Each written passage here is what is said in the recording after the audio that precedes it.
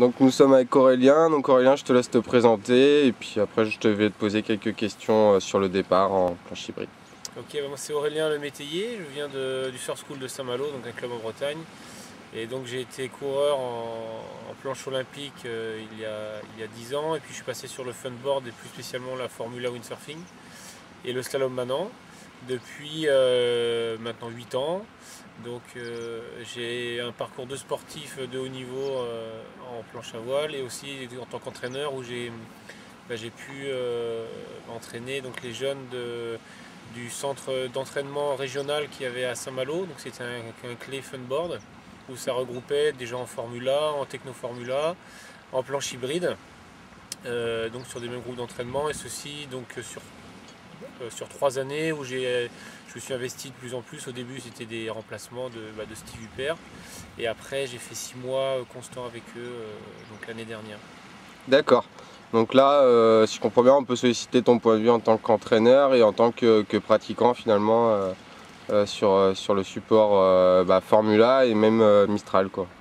Ouais, donc en tant que sportif, j'ai un plus grand vécu, et entraîneur, j'ai commencé avec une spécialité plutôt donc, sur les techno-formula, mais j'ai pu aussi encadrer Kevin Festock qui a été champion du monde en 2007. En planche hybride. Voilà, Ouais. en planche hybride, et donc j'ai pu les avoir sur des regroupements assez souvent. D'accord. Combien de temps tu as fait de la Mistral? J'ai fait 3 ans de Mistral. D'accord. J'ai commencé assez tard la planche à voile, et donc je suis venu vite sur la Mistral. Et après j'ai évolué vers le funboard. D'accord. Donc moi je vais te parler surtout d'un moment clé, d'un moment de la compétition qui est le départ. Moi je voudrais savoir quelle importance toi tu donnes au départ sur une manche. Alors sur le support, quel support? Alors là on va parler que de l'hybride.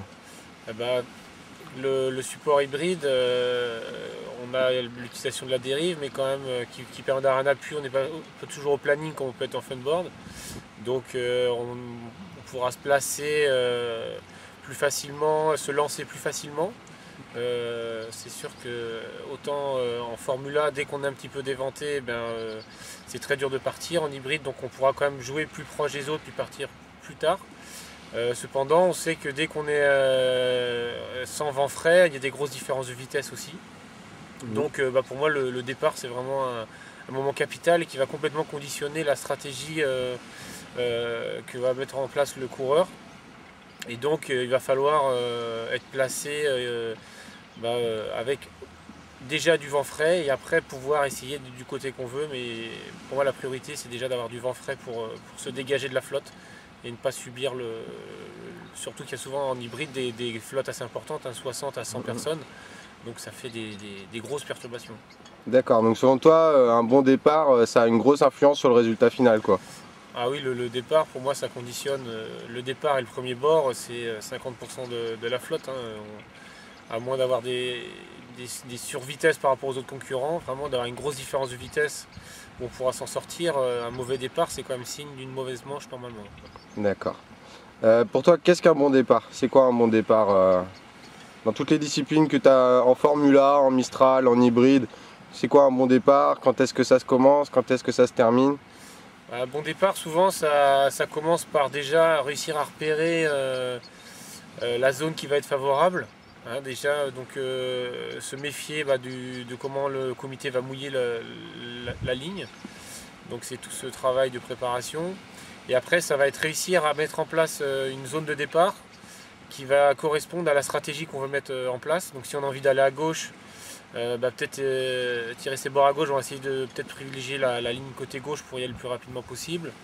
Et après, c'est de réussir aussi, vu que souvent les personnes plus le niveau monte et plus les compétiteurs ont les mêmes projets, c'est de réussir quand même à être plus fort que les autres et à réussir à y aller malgré la difficulté. Donc ça demande de l'expérience.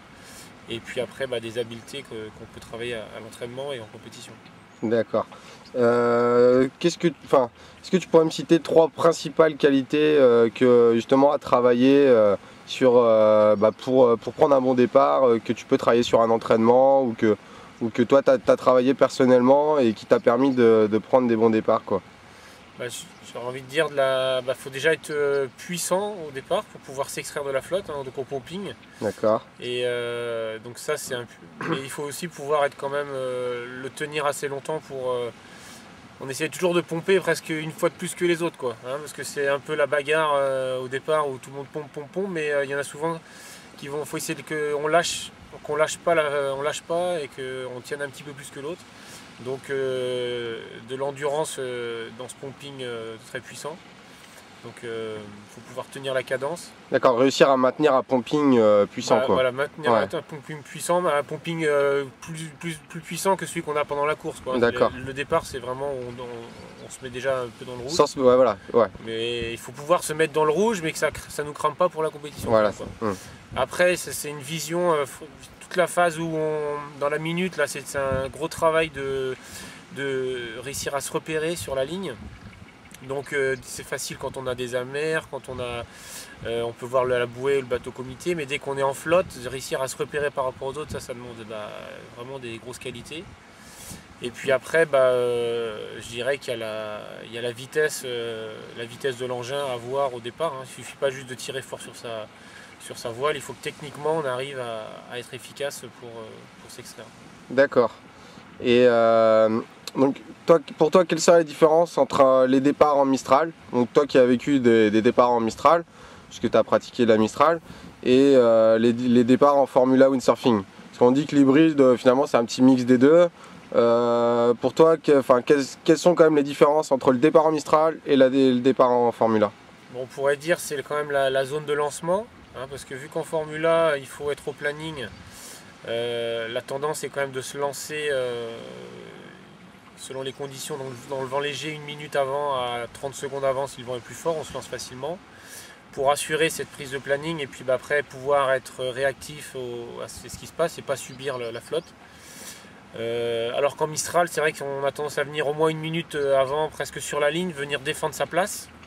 Donc tu as tout ce qui est marche avant, marche arrière, et puis vraiment contrôler son adversaire proche sous le vent et au vent. Mais il y a quand même ça c'était une tendance, mais on voit que le niveau, même en Formula, fait que, avec l'élévation du niveau, fait que les gens viennent de plus en plus tôt sur la ligne. Et on se retrouve à ce petit jeu de placement avec un petit planning, donc qui est très dur à gérer parce qu'on se retrouve avec les clapots des autres. Donc on ne peut pas faire de marche arrière quand même comme on fait en Mistral, hein, où vraiment on peut conserver sa place, marche avant, marche arrière. Mais on se retrouve à des départs de plus en plus serrés et moins en moins justement une flotte qui part de loin et puis qui arrive tout ensemble pour prendre le départ. Ça c'était plutôt au début, ou ce qu'il y a eu aussi quand la RSX, hein, au début de la RSX, les compétiteurs se sont un peu calqués sur ce qu'ils voyaient en funboard et donc ils prenaient des départs très loin. Et ils y reviennent aussi pour se rapprocher de plus en plus du coup de la ligne de plus en plus tôt et prendre un planning rapidement, réussir à prendre un planning rapidement. D'accord. Et d'un point de vue d'entraîneur, qu'est-ce qui pour toi est important à travailler à l'entraînement avec des jeunes coureurs qui débutent l'hybride? Il y a déjà tout ce qui est visualisation de la ligne. Donc, et le moment où ils franchissent la ligne, donc réussir à se repérer dans l'espace et à gérer le temps-distance, donc c'est-à-dire le temps de déplacement qu'on a en fonction du vent, donc entre le vent léger et le planning, hein, donc le coureur va devoir adapter sa distance de lancement et puis la vitesse où il se rapproche de l'endroit où il veut partir. Ça fait qu'il a des grosses variations, hein. Dans le 5-6 nœuds, il va être à 6-7 nœuds de vitesse et puis dès qu'il va planer, il va être à 15 nœuds. Donc il faut que lui s'habitue à gérer ce temps de distance et puis qu'il arrive vraiment à visualiser la ligne imaginaire qui représente la ligne de départ. Donc ça, moi c'est ce qui me paraît intéressant à travailler. D'accord. Et après la densité, les différences de densité qu'il peut y avoir. Selon qu'on veut partir, selon le niveau, hein, on aura une densité de plus en plus forte. Donc ils apprennent à partir avec des gens très proches de lui. Si tu devais donner un conseil à un jeune coureur, pour prendre un bon départ, qu'est-ce que tu lui dirais? D'oser. Qu'il faut oser pour... Le départ est tellement important que il faut oser. Et je dirais qu'à ceux qui ont tendance à être trop prudents, des fois d'essayer de prendre des risques. Et puis ceux qui sont plutôt un peu des kamikazes, de savoir eux se calmer un petit peu.